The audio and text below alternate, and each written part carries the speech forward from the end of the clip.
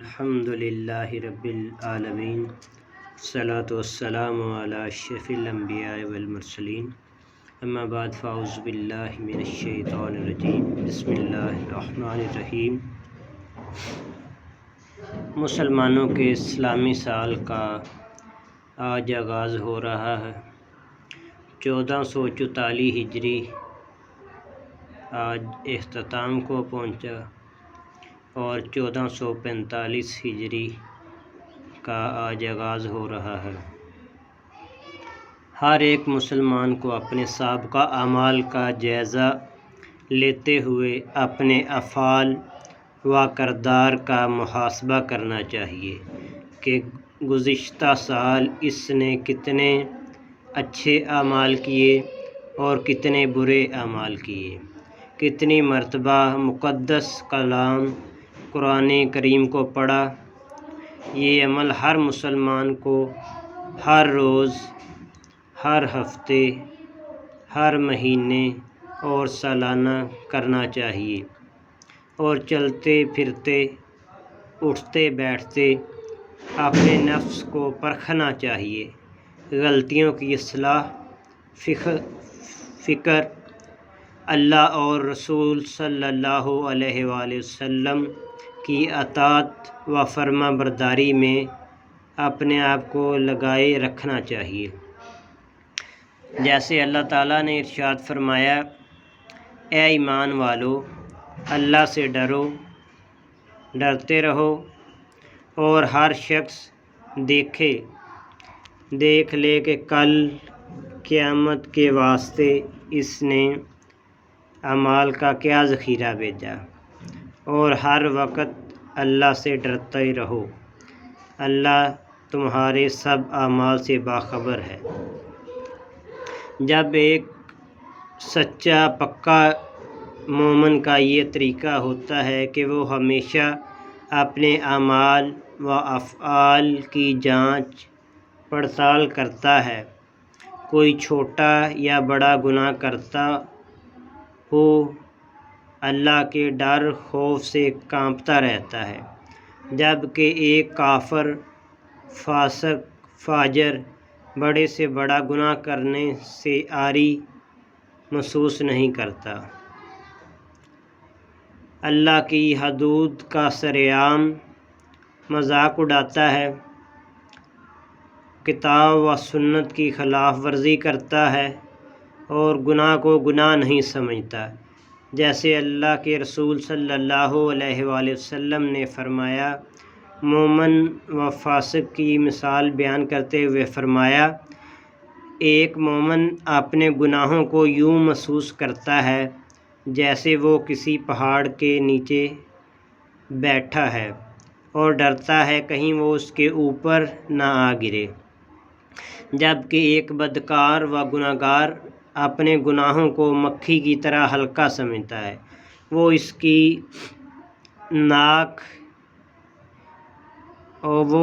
ناک کے پاس سے گزری اور اپنے ہاتھ سے اسے اشارہ کیا اور وہ اڑ گئی۔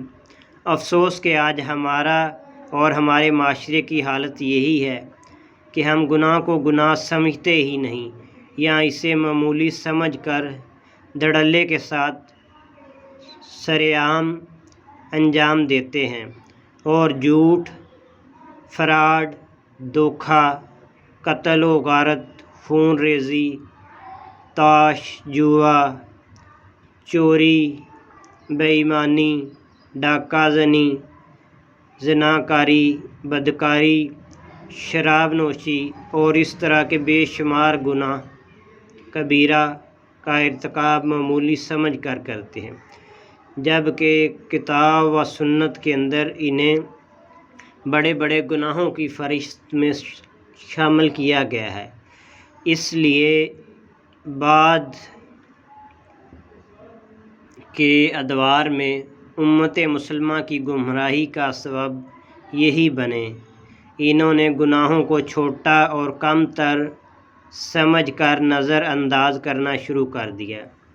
جیسے صحابہ کرام رضی اللہ تعالیٰ عنہ فرماتے ہیں کہ ایسا کام کرتے ہوئے جو نظروں میں بال سے چھوٹا ہے، جبکہ ہم انہیں رسول اللہ صلی اللہ علیہ وآلہ وسلم کے زمانے میں ہلاک کر دینے والا شمار کرتے تھے۔ اس لیے آج ہمیں اپنے اعمال و افعال اور طرز عمل کی اصلاح کی ضرورت ہے۔ اس سے پہلے کہ ہمارا محاسبہ کیا جائے، ہمیں خود اپنے افعال اور اعمال کا محاسبہ کر لینا چاہیے۔ حضرت عمر فاروق رضی اللہ تعالیٰ عنہ فرماتے ہیں کہ اس سے پہلے بروز قیامت تمہارا حساب لیا جائے، اپنا محاسبہ کر لو، اور وزن کیا جانے سے پہلے اپنا وزن کر لو، اور قیامت کے دن اللہ کے سامنے پیش ہونے کے لیے اپنے آپ کو تیار کر لو، جس دن تم سب کے سامنے پیش کیے جاؤ گے، تمہارا کوئی راز پوشیدہ نہ رہے گا۔ برادران اسلام، افراد میں رونما ہونے والی تبدیلی، وہ اچھی ہو یا بری، فرحی ہو یا تنگی دستی، اس تبدیلی کا تعلق امن و خوف سے ہو۔ یہ تمام تر تبدیلیاں لوگوں کی شخصیات میں رونما ہونے والی تبدیلیوں کے ماتحت ہوتی ہیں، کیونکہ اللہ تعالیٰ نے ارشاد فرمایا کہ اللہ تعالیٰ کسی قوم کی حالت کو اس وقت تک نہیں بدلتا جب تک وہ اپنے آپ کو خود نہ بدل لے۔ اس لیے کسی کو کچھ بھی اس کا اور سبب خود ہی ہوتا ہے۔ ایک اور جگہ اللہ تعالیٰ نے ارشاد فرمایا، جب تم پر مصیبت آئے تو تم چلا اٹھے کہ یہ کہاں سے آ گئی، حالانکہ اس سے دگنے صدمے تم ان کافروں کو پہنچا چکے ہو۔ آپ ان سے کہہ دیں یہ تمہاری اپنی طرف سے ہیں۔ تنہائی اچھی بنانے والوں کی مجلس کو اللہ تعالیٰ اچھا بنا دیتا ہے۔ اللہ تعالیٰ سے تعلق رکھنے والا شخص اللہ تعالیٰ کو لوگوں سے تعلق استوار رکھتا ہے، آخرت کو سنوارنے کی کوشش کرتا ہے، اور اللہ تعالیٰ اس کی دنیا سنوار دیتا ہے۔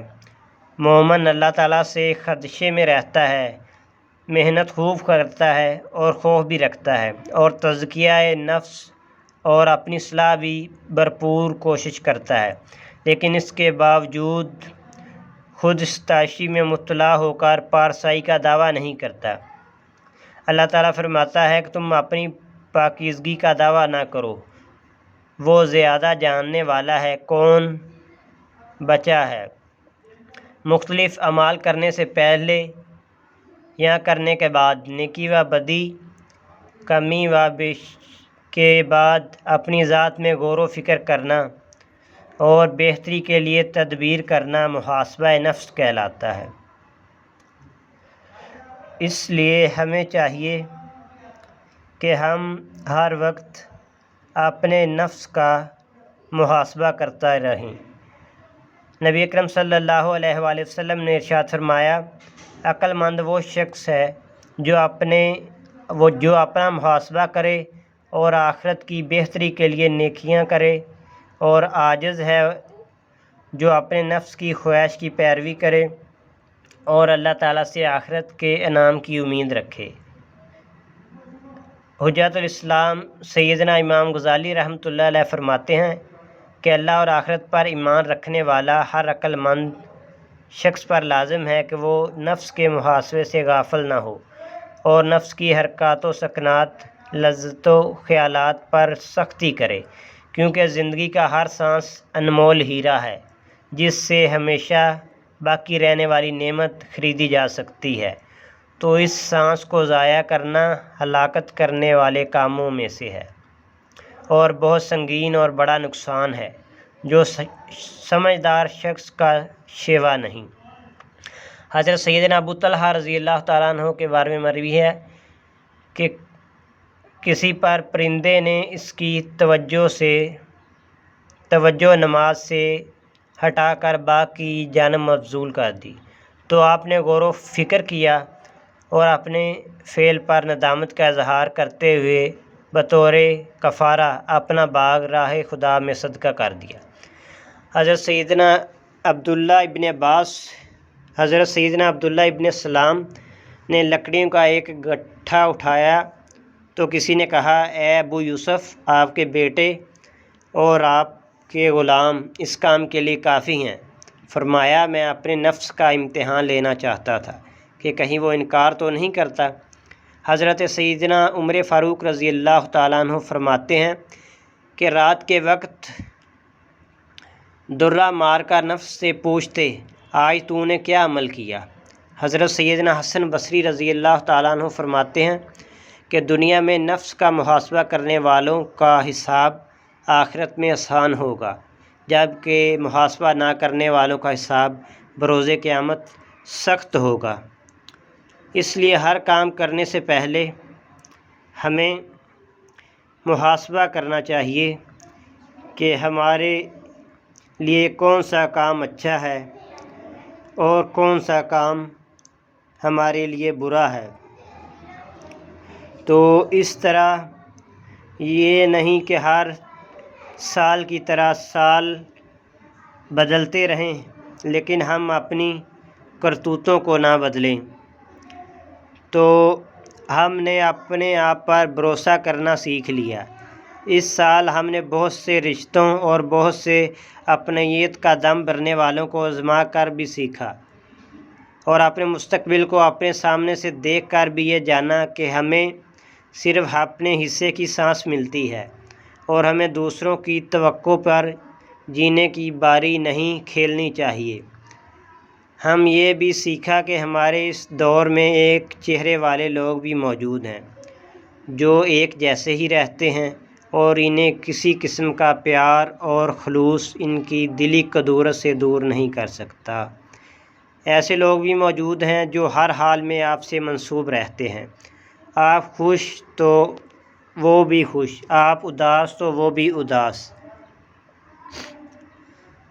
اور ان کے چہرے کا گمان ہزاروں یقینوں سے بہتر ہے۔ اور ایسے لوگ سال میں ایک آدھی بار میسر آ جائیں تو سال ضائع نہیں ہوتا۔ ہم نے اپنی قوم کو دیکھا، اپنے ماحول کو دیکھ لیا، عالمی معاملات کو دیکھا اور مذہبی لڑائیاں دیکھیں، جنگ کے امکانات دیکھے، اندرونی سازشیں دیکھیں، اور آپ نے کیا سمجھا کہ سب خساروں میں شمار کیے گئے، اور سب خسارہ دے کر یا نہ دے کر ہمیں آگاہ کر گئے۔ خسارہ تو آئندہ اس سے بچا رہنا اور بچ کر زندگی گزارنا، اور آئندہ ایسے حالات نہ آنے دینا۔ جب قومیں ایسے حالات سے سیکھ جاتی ہیں، وہ بر وقت فیصلے کرنے کا حوصلہ سنبھال لیتی ہیں اور اپنے آپ کو مجبوری اور لاچاری کے عالم میں دوسروں کی طرف نہیں جھکاتی، اور یہی نظریاتی قوم میں بنتی ہیں۔ ہم نے ہمیشہ سے عورتوں کے جذبات و احساسات اور سوچ و فکر کی آزادی کی بات صرف محدود انداز میں نہیں، بلکہ ہم نے عورت کو مرد کے برابر کی فکری سطح پر رکھا، جانچنے کی کوشش کی صرف اس معاشرے کے مرد نہیں انہوں نے پورے سال میں کیا کیا، بلکہ یہ سوال سب سے پہلے عورتوں سے بھی ہے، انہوں نے کیسی نسل پیدا کی اور اس نسل نے کیا ذمہ داریاں نبھائیں۔ اور پھر دوسرا سوال اس ذات سے ہے کہ انہوں نے انفرادی طور پر اس معاشرے کے تمام افراد سے کہ ہم نے سب نے کیا کھویا اور کیا پایا۔ ہم نے ہمیشہ سے کسی بھی سال کے اختتام پر کوئی تقریب منعقد نہیں کی، لیکن اصل میں تقریبیں سال کے اختتام پر رکھنی چاہیے تاکہ ہمیں علم ہو سکے کہ ہم نے اس سال کی کارکردگی کیسے نبھائی، اور ہم اس سال میں کیا دیکھا، کیا سیکھا، کیا نہیں جان پائے جو ہمارے پاس موجود تھا۔ کیا ہم نے بھروسہ تو نہیں کھو دیا؟ اگر ایسا ہے تو پھر ہمارا سال نہیں پوری زندگی بے اثر ہوگی۔ کیا ہم نے اپنے نظریہ، اپنی فکر اور اپنی انفرادی سوچ تو نہیں کھو دی؟ اگر ایسا ہے تو پھر ہماری دنیا کے ساتھ ساتھ دنیا کا سفر بھی آ گیا۔ کیا ہم ایسا کبھی سوچتے ہیں؟ ہم ایسا کر سکتے ہیں؟ ان معاملات کو زندگی سمجھ کر جیا جاتا ہے، لیکن اصل وہ ہماری زندگی نہیں۔ بعض اوقات ہم کسی کے حصے کی زندگی جی رہے ہوتے ہیں یا پھر کسی کی چھوڑی ہوئی زندگی جی رہے ہوتے ہیں، وہ بیکار نہیں جاننا چاہتا ہے۔ یہ مشاہدے کی بات ہے کہ دنیا کے ہر روز لاکھوں انسان جنم لیتے ہیں اور ہزاروں انسان موت کی آغوش میں چلے جاتے ہیں۔ وہ آئے ہی جانے کے لیے ہیں، باری باری سب کو جانا ہے۔ اور صرف انسان و جن ہی نہیں، ہر جاندار کے لیے موت اٹل حقیقت ہے جس کا انکار نہیں۔ اس لیے ہمیں چاہیے کہ ہم اپنے سال کا آغاز اچھے طریقے سے کریں اور ہم دیکھیں کہ ہم نے جو پچھلے سال میں کمیاں خطائیاں کی ہیں ان کو دور کر کے اس سال میں اپنے آپ کو بہتری کی طرف اور نیک کاموں میں بڑھ چڑھ کر حصہ لیں۔